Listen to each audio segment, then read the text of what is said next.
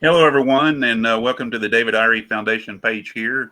We're doing a special interview tonight. I'm kind of outside my box here when it comes to interviewing the NFL former player here. I'm used to baseball.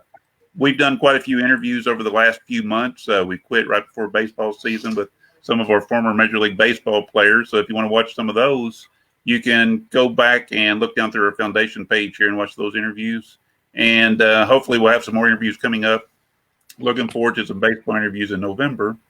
Also, if you'd like to see some of the events that we do, you can go to our website, which is dif35.org, where we raise money for spinal cord injury research and the high school baseball scholarship. So tonight we have a special guest, John Niland, six-time Pro Bowler, Super Bowl champion for the Dallas Cowboys. We really appreciate you being on here tonight, John. How you doing?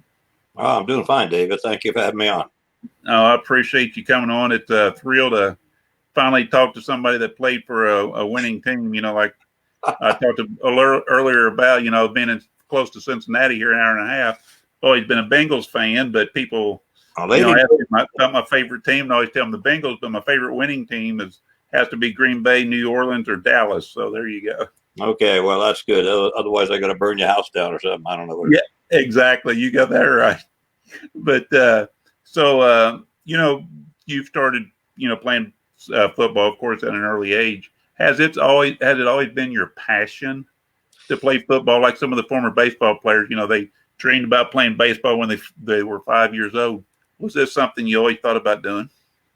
Well, actually, I could follow that same format because I was going to be a baseball player. I had all the New York Yankees and the Brooklyn Dodgers. I'm from Long Island, New York, and that's the middle of Giant country. And back in those days, it was Giant country and Yankee country and Brooklyn Dodger country, and we all had our favorite. And of course, Brooklyn Dodgers was in Brooklyn, which was on Long Island.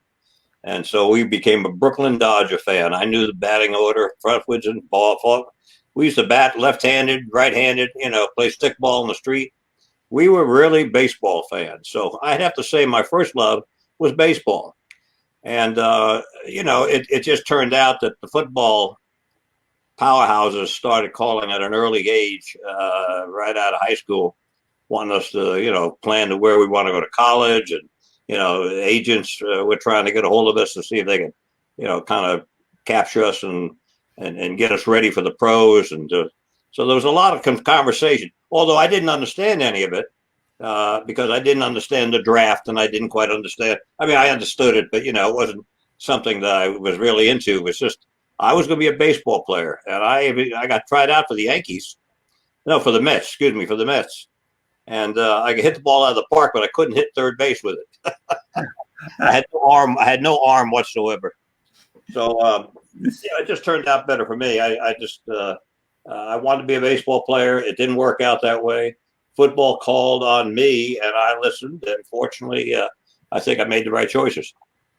Yeah, I mean that's pretty cool that you thought about playing baseball and everything. I know I was talking to Albie Pearson, which I'm friends with Albie, and I don't know if you remember Albie or not. He was the 1958 the Washington Senators. He was AL Rookie of the Year in 1958 and All Star in 63. But he said he remembers watching you play football, and so does Al Oliver, which is friends. I'm friends with, and he said he remembers your name and remembers you playing football too. So hey, you've got some baseball connections there.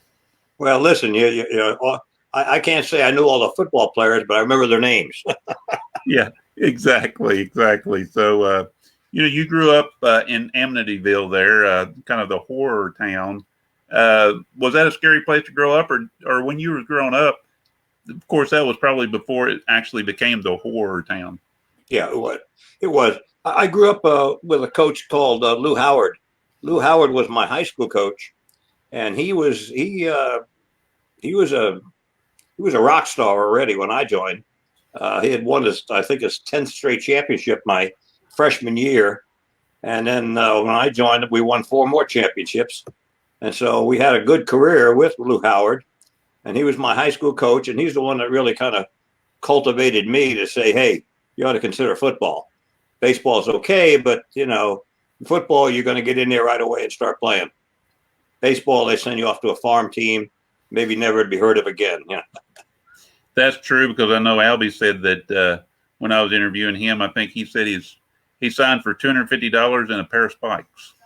I got a little bit more, but yeah, that's what. So, but anyway, you played college ball at Iowa, and I was wondering when I heard that, being from New York, uh, where was Penn State? Where were some of these bigger college schools up there, especially the player that you were, back in those high school days? What made you decide to go to Iowa with all these other schools Well, up here? Iowa was the first Big Ten school that I talked to, because there was a player going there from Amityville. His name was Bernie Wyatt. Bernie Wyatt was an outstanding ball player in high school. He was an idol in high school. And so when I went out to visit Iowa, which was one of my first visits, Bernie just told me the truth, and that's really what I think got me sold on Iowa, because all these schools build a great story. They tell you a great story and a great, game plan in the future and all that kind of stuff. But, I didn't know anything. I didn't have any connection with them. I didn't have any of the players. But this one guy that went to Iowa, Bernie Wyatt, he convinced me that he was telling me the truth. And I really said, because I was either going Notre Dame, Iowa, or Syracuse. Syracuse, of course, in my backyard. They pushed on me pretty hard. And Notre Dame pushed on me pretty hard because I was a Catholic. I was becoming sought after, I guess you'd say. And I didn't quite know what I was being sought after for, but they did. And so consequently, I was just going to take the best way I could figure this out. And that is, Bernie was honest with me. Why not try Iowa? When I went to school at Iowa, everybody complained. They all filed grievances on me. You promised me you're going to come to our school. And, I must have had about 30 scholarships if I wanted them. But, I could have gone anywhere in the country. But Iowa told me the truth, and I believed them, and I was grateful that I got a scholarship there. Yeah, that's really great. And I know, at Iowa there, you were selected as an All-American your senior year of college, of course, and that was quite an accomplishment. Was there anything that you could, like, indication that that kind of brought you to being an All-American? I mean, what do you think that's like the hard work that you done, or was you just a gifted athlete? Well, I think it's a combination of things. I think obviously the Lord took good care of me and gave me a gifted body, an athletic ability to play the game. I had good speed. I could run with the ball. I could throw the ball. I could catch the ball. I wanted to be a quarterback, but I wasn't that good, so I decided to better play somewhere else. So then I was a lineman, and then I was a running back, and so in high school you play a little bit of everything, and I didn't really have one position favored over the other. I didn't have one school favored over the other. I just wanted to get on with the game of football. I wanted to have a coach that I respected the same way I respected my high school coach, because I just trusted him and I believed in him, and he brought us to a championship after championship, year after year. And what happens is, in football, at least I experienced it, you're either going to get in the way or you got to get out of the way. You're either going to get in the way or you're going to get out of the way. If you get in the way, you better be prepared to bring the whole game with you. If you're not going to bring the whole game with you, just get out of the way and let somebody else play. So in my case, I was fortunate. I had good size, good speed, a fairly good understanding of the game. I was kind of a student of the game. I wanted to know why we were calling, 29 EGO to the right. Why not run it to the left? Those sort of things kind of really got to my attention. But as an offensive lineman, I didn't have to figure all that out. I just had to, basically block my assignment. And so therefore I found it easier to play in the offensive line and only have one job, so to speak, with some variables. I could not have played quarterback. I just don't think my brain would have handled it very well. Being an All-American, was that kind of an indication to yourself that, I'm doing this well in college, I'm going to play at the next level? Did that kind of tell you that to yourself that you was going to do that? Well, I think it gave me confidence that more people were looking at me than my mother and father. I mean, your mom and dad are going to be always patting you on the back. But what I was trying to do is I was trying to get the attention of other colleges when I was a senior, if that's the basic question. I wanted to make sure that colleges understood that I was more than just a big old ball player. I was really smart. I tried to educate myself in the game, and I studied the game. I studied the game. I studied my opponent very sincerely. I knew what leg he left with. I knew what arm he had. I mean, I could smell his deodorant by the end of the game. I mean, I knew that kind of job that I was doing against that defensive lineman was a good job because I could smell his armpits, which means I was under him, and I was pushing him out off the ball. So that's the kind of job I liked. You face me up, put me up against somebody in front of me, snap the ball, and let's see who wins. And that's basically how I approached every game. You're either going to win. If you're not going to win, you're going to work hard. If you're not going to work hard, get out of the way. Let somebody get in there for you. And, talking about going to that next level, what was it like when you got the call from the Cowboys? And I know I will say this. I was watching some of your other interviews, but there were more teams than just the Cowboys interested in you, and you kind of had to be the broker there. Well, I didn't know the Dallas Cowboys from the Philadelphia Eagles, from the Detroit Lions, from the, I knew the New York Giants, a great football team. That's what's in New York, my hometown. Then I started watching pro football about the same time. Pro football to me was I never really got into pro football until I went to college. When I went to college is when I first started watching pro football, on a regular basis. And what would happen to me is I just wanted to play for a top-notch team. And at that time, I didn't care who I played for. I just wanted to get the opportunity, give me a chance. If I can't play the game, get rid of me. But if I can play the game, then I want to play it for a long time. And so therefore, I kind of conditioned my body, conditioned my mind. I was saying to myself, I want to take care of my parents. When I had a college degree, that was great, but that didn't give me any money. I had 4 years of an education, but that didn't make me any money. When I joined the Cowboys and they threw out all this money to me for being a draft choice, that started to communicate. And I wanted to take that money home and buy my parents a house, buy my dad a brand new car, and that's exactly what I did. And I was trying to pay them back for all the patience they had with me and also the encouragement they gave me growing up. And that's also an awesome story. When I was watching one of your interviews, you were actually adopted, and that even makes it that much more special. Yeah, I was adopted. I didn't know I was adopted till I was like 17. And I found out a very strange way because I didn't have a valid birth certificate to get my driver's license. So, over the years, the relatives knew that I wasn't a biological child. We had relatives there. We had aunts and uncles. And so what would happen is I would be called off to visit my aunts and uncles, and they'd have some kids there, and they would kind of kid me, "Hey, you're adopted." And I go crying home. "Oh, come on, Mom." They say I'm adopted, and they say, "Nope, you're our child. You're our child." And I was their child. I just wasn't their biological child, so I wasn't asking the right question. Yeah, and I was watching the one interview, and they talked about, I guess, was it Oakland Raiders that was also after you, and you was kind of like on the phone brokering your own deal. It's like, I mean, that's kind of strange for me to, listen to that. That was kind of wild. I had a bookie. No, I'm sorry, not a bookie. Yeah, I had an agent call me who wanted to represent me, and I didn't know this guy from a hole in the head. And he started giving me a great story and all this, what he could do for me and everything. And I said to myself, well, I could do that for myself. Well, I really couldn't, but I said I could do it.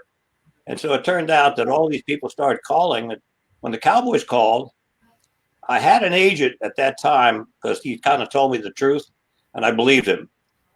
He was the only guy that really I was really trying to say he took good care of me rather than just try to get money for himself. Yes, and I was also some of these interviews, which I was picking them apart today, to find out as much as I could about you. But you were actually the first offensive lineman that the Cowboys took in the first round, which I thought that was pretty cool. It was. I mean, I didn't know that at the time. Of course, I found out. But, they made the right choice. I made the right choice. I can't speak anything but just great things about the Cowboys and Coach Landry and all the things that just developed. We had a superior team. Yeah, and also, of course, in '66 when you started playing for the Cowboys, that was their first playoff appearance, and it went, a streak of 8 years in a row there that they made the playoffs. Being your first year that you played there in '66, all the way up practically the whole time you were there.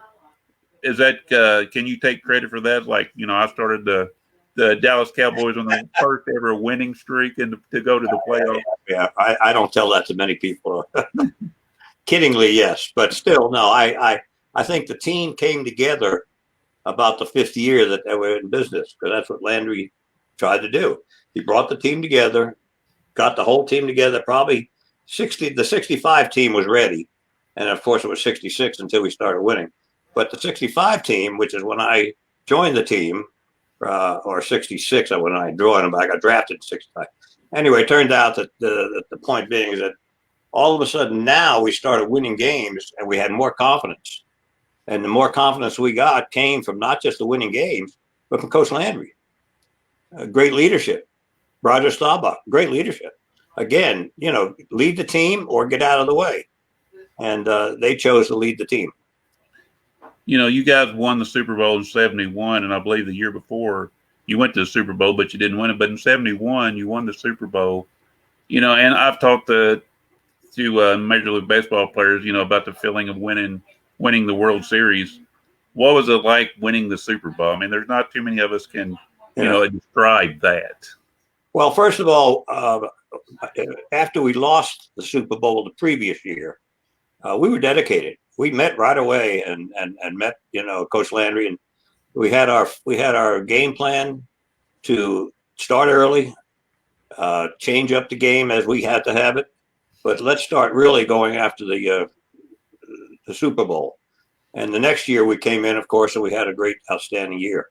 All I could say was Coach Landry really got us there. He was so smart and so far ahead of the game that his multiple offense that he threw and what they called a flexible defense. These were things that were unheard of in the NFL at that time. And what he did is he brought us to a whole different understanding of, if you're not going to play, just get out of the way. Let us continue. And so for that reason, I didn't get in the way. Evidently, I must have fit in pretty good. Yeah, I was going to say, it sounded like Landry knew the right combination and knew who to put where. Was there something special besides, of course, him picking the team, handpicking and getting everybody in the right position? What else was so special about that '70-'71 team as a team? Well, as a team, we perfected the end sweep. That was the Green Bay end sweeps made history back in the '60s, and the Cowboys came in '65 with me, and we started to pull the both guards out to an end sweep, and they put me at left guard, and then we had Blaine Nye at right guard, and Leo Donahue. These guys could get out to the offensive pasture, so to speak. And we started rolling up some big plays. And, of course, we had Calvin Hill and Dwayne Thomas and all these great running backs back then who could follow blocks. Because if you don't follow the block, you get hurt. You get hurt because you're out there by your own. Just like poor Dax. He didn't get hurt. He had no protection. He didn't just get hurt from that protection. That play was a draw play. He just went up the middle and he got hurt. That's what happens to this game. You get hurt. You can't control the pain. You can't control the mistakes. You control your own bodies. Is all you can control. And Landry knew how to put us all together. Being a Bengals fan, I know all about the offensive line not protecting the quarterback. I don't know. They've never perfected that here. So, especially last few years. It's not an easy job. It's not an easy job. It's one thing to protect the quarterback. It's another thing not to get him hit. Try not to get him hit. Don't worry about protecting him. You don't want him to get hit. And another thing, like your offensive line, and just like what you did as a pulling guard, it says a lot. I know I read about your speed and how quick you were. You were an average height, average size lineman, but you was, pulling guard, and you're also good for the running back because, of course, you've can make a hole for him, and which, of course, that's a big thing for a running back too, to have somebody like you in front of them. I can still envision Walt Garrison and Dwayne Thomas pulling out offensively, leading those guys around and sweeps. And if it wasn't for them, I would have never made a block because they just set it up for us. We were so coordinated that was basically one of our best offensive plays. But we had speed in the offensive line too, so it all worked out together. Yeah, it had a good combination, good chemistry there on your team. You also, of course, talking about the Super Bowl VI there with the Cowboys. You played the Miami Dolphins, which the next year, of course, the Dolphins did lose a game. So I mean, for you guys to beat them with practically their same team is something else. But Nick Bonacani played, for the Dolphins, and of course, that's kind of a little connection we have here. Nick started the Miami Project, and that's where we donate some of the money for research to the Miami Project. Nick's son, Mark, suffered a spinal cord injury playing for the University of Miami, I believe, in 85, 84, 85, and he broke his neck there. And, of course, they raised a lot of money and tried to come up to cure. Nick just passed away a few months ago, and Mark's kind of taking it over down there. But do you remember Nick? Oh, very much so. In fact, Nick and I played hooky together, I guess you call it, back at the Pro Bowl. We were pretty good friends, and respectfully good friends, and just a super leader of his team. I could have played with Nick. He was a good ball player. Yeah, it seemed like a pretty good guy. I mean, of course, I've followed the Miami Project since, I suffered my injury in '89. So, I mean, it seemed like he had his heart in the right place, and he tried to do a lot for people with spinal cord injuries. I'll tell you what, injuries are always going to be a factor. I mean, you look at this thing. You look at the thing for Dex, which happened last Sunday. He's not. I would be surprised if he comes back and plays as well as he did. Not because he's that bad. No, he's a great ball player. Yeah. But he hurt his leg. I mean, the stability. When I started I remember in my 10th year in the NFL, both knees had been replaced, both shoulders had been worked on already. I was a candidate for surgeries, but that's the only thing that took me away from the game. It wasn't the ages. Some of these guys played 10, 15 years now. I mean, that's unheard of back when I played. When I played, the average lineman only played 5 years. And then when I retired, they only played 3 years. And the reason is the injury factor caught up with it. And injuries take you out of the game. And I would be surprised. I hope I'm wrong, but I don't think Dax is going to come back as strong as I thought he could. And I hope I'm wrong. Actually, when I was reading when you played for Dallas, you actually didn't miss that many games, did you? No, I think I missed 3 or something like that. I don't recall the exact number, but it was all because of injuries. But what happens with injuries is kind of like here. He only had his foot replaced. They just worked on his foot, and they took his ankle and they put it back. Now they put a cast on him. They're going to take it off in a couple months. The fact that he got hurt, that leg will remind him of that injury every time he decides to run with the ball. And that's probably what he has to not learn to do. He doesn't want to have to run with the ball. He wants to give the ball away or throw it away. If he does run with the ball anymore, I think that's going to make a big difference in the way he acts about that particular option. Yeah, I agree with you 100% there. And, your career, we was talking earlier, you're 6-time Pro Bowler, 3-time All-Pro, did great years there at Dallas. What does it take to get into the Hall of Fame? I mean, some of these numbers I feel are Hall of Fame numbers. Is there any chance of that ever happening? Well, there's a committee now that was just formed that it's called the Hall of Fame Committee for John Niland. And there's a gentleman, David is another David, is leading up for it here in Dallas. Do you know him? No. Oh, yeah, well, anyway, he's setting it up, and he's trying to get me. It's very hard from an offensive lineman standpoint. How can they grade you? I mean, how can they really evaluate you? Yeah, I played guard. Okay, great.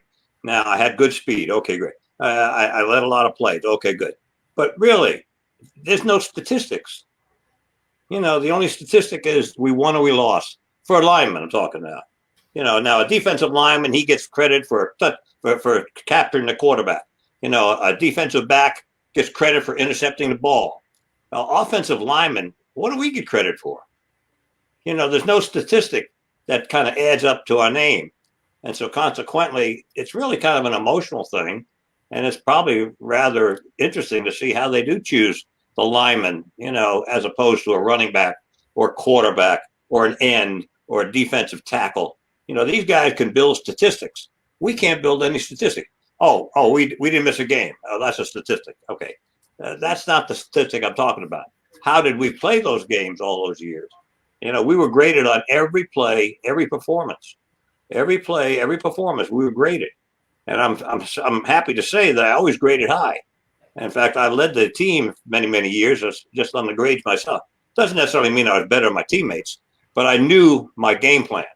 I had my game plan in place. I knew what I was going to do. I knew what I was getting ready to do. And I studied my game plan very strongly. And that's really what gave me my upper hand, if you want to call it that. And that to me was important. Just learning the plays over and over and over again. It's rather boring, but that's what offensive linemen have to do.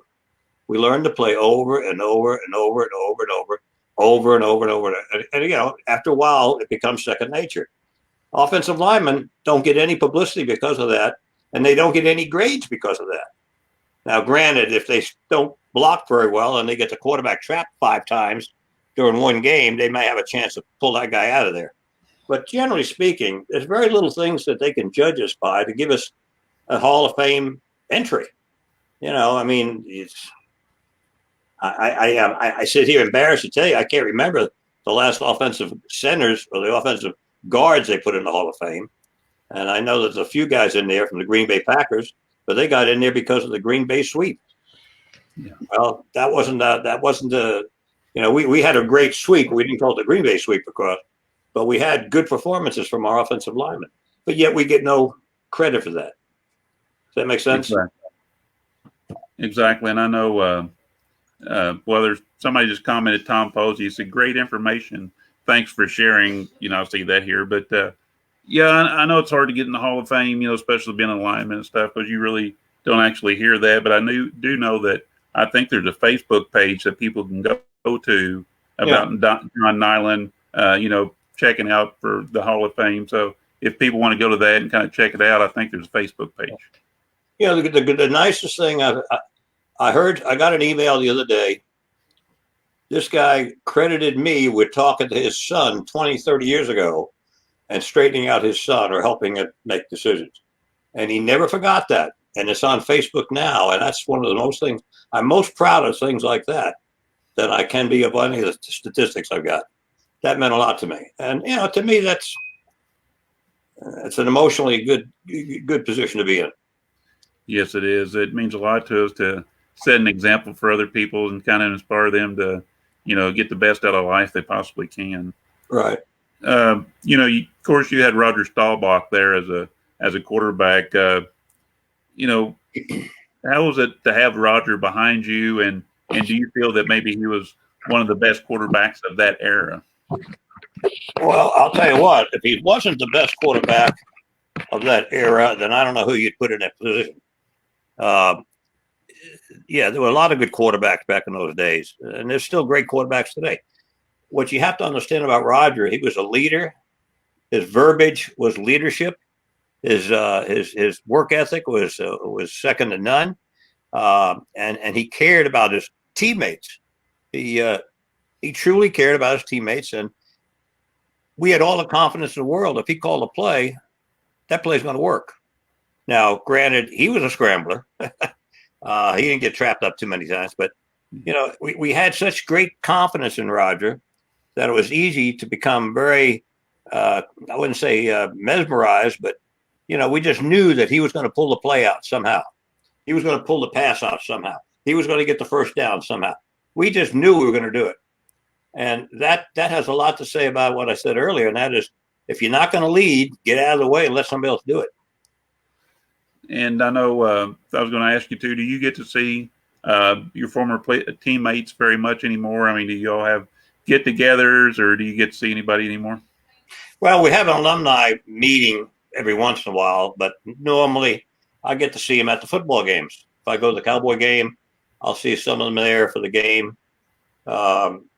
Socially, I don't socialize with them that much, but For the most part, for the ones that are still alive, Yeah, I guess we're doing pretty good. exactly. You talked about Tom Landry earlier. What kind of coach to you was Tom Landry, and how and why do you think he was so successful? Coach Landry had confidence. What came out of his mouth, he truly believed. He didn't pull a bunch of baloney. He didn't get us. He wasn't the emotional type. Didn't get you riled up or anything. But when he said something, you could believe it. That's what I truly believe. When Coach Landry said something, I trusted that was the gospel. And that was something I took to the bank, because you want to believe your coach. I go back to what I said. If you're not doing a job, get out of the way. Let somebody else do it. Well, he never got out of the way because he was doing it. He was doing it. He was leading. We were winning. We did go to championships. We went to Super Bowls. I don't see how much more they could have asked for him, but he was the leadership that we needed. And he had a great career. I mean, just looking at what's it like, the winningest coach ever. I mean, it's just crazy how successful he was over the years. There was a movie came out a few years ago called North Dallas 40, and they kind of depicted some of the players that played for back then, and they called you Johnny Nightlife. I guess you partied a little bit back in the day, but come on, I must have. I guess Johnny Nightlife was my nickname. Only because after the games we'd have parties, and I sure wasn't the last guy at the party. And I wasn't the first one, but I wasn't the last one to leave either. No, it's just a nickname, not Johnny Nightlife. But we were graded on everything we did, how much weight we had. If we were overweight, we were graded against that. We were downgraded if we were overweight, downgraded if we didn't block well. The grading system is one great way of keeping track of the numbers. And fortunately, the numbers turned out pretty good for me. Exactly. I know, that movie, I don't know how accurate it was, but, I watched a little bit of it earlier, and it was very accurate, very accurate. Exactly. So, looking at football from when you played and from where it's at now, what are some of the biggest changes that you see from then to now? Yeah, that's a good question. Some of the changes I observe is the fact that they're much bigger than we were. Offensive lineman back then was probably a heavy offensive lineman was 250 pounds. I couldn't weigh more than 250. That was required. We were weighed in every week, and if we were overweight, it was $100 a pound.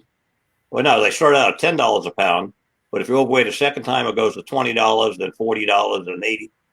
We had a few guys on the team who weren't getting paid there for a week or two because they were overweight. We didn't have any fat players. We weren't that. We were big on just having streamlined playing. Didn't have to carry a lot of extra weight, but and I kind of liked it that way.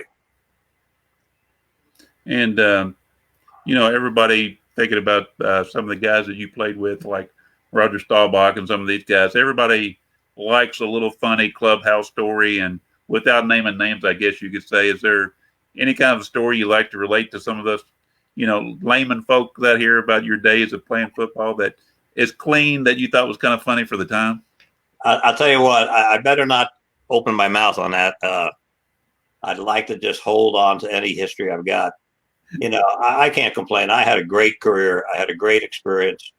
I played with some terrific players, terrific men, and many of them gone on to have great, careers and other things.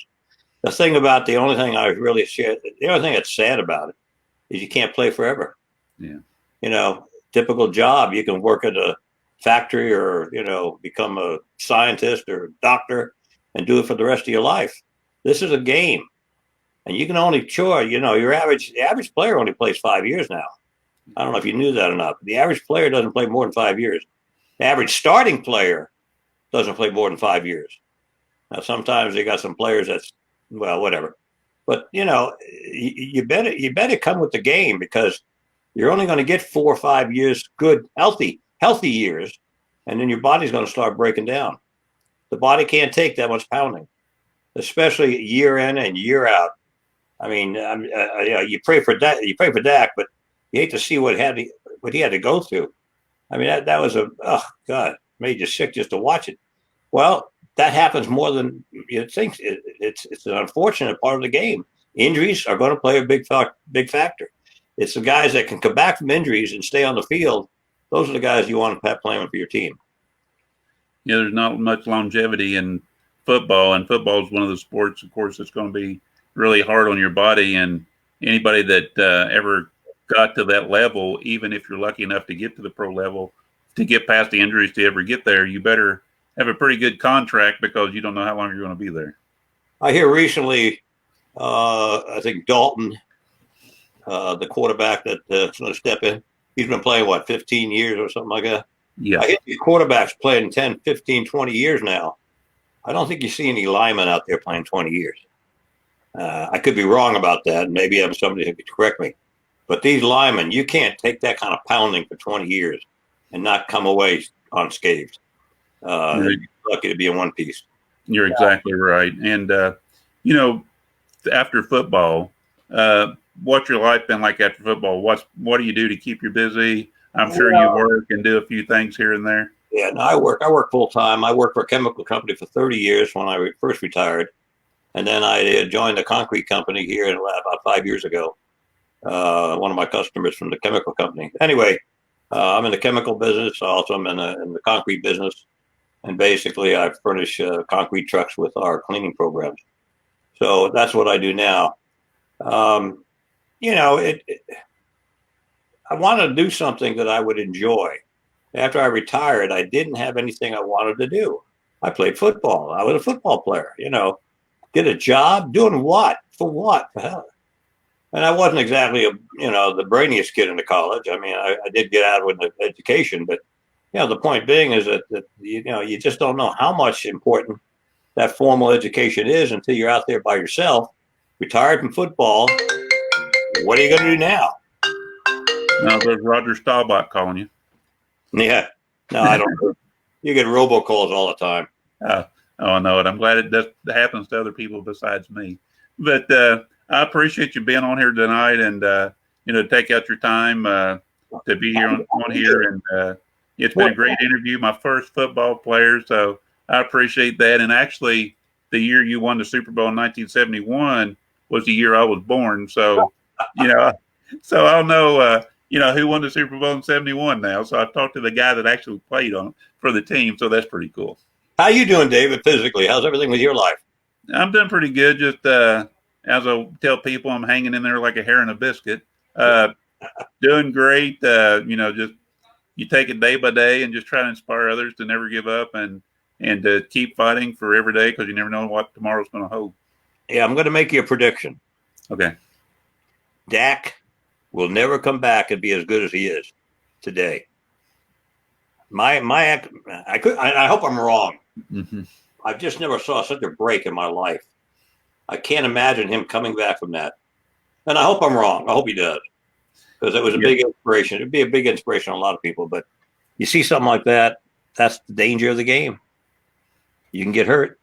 Yep, you're exactly right. And it's going to be hard to come back and to be at the level you're at now. And I know it's going to be a lot of physical rehabilitation and a lot of things he's got to do. But, I mean, it's going to be a long journey. I agree. Hey, good talking to you. You too, John. Stay in touch. Thank you. All right, thanks.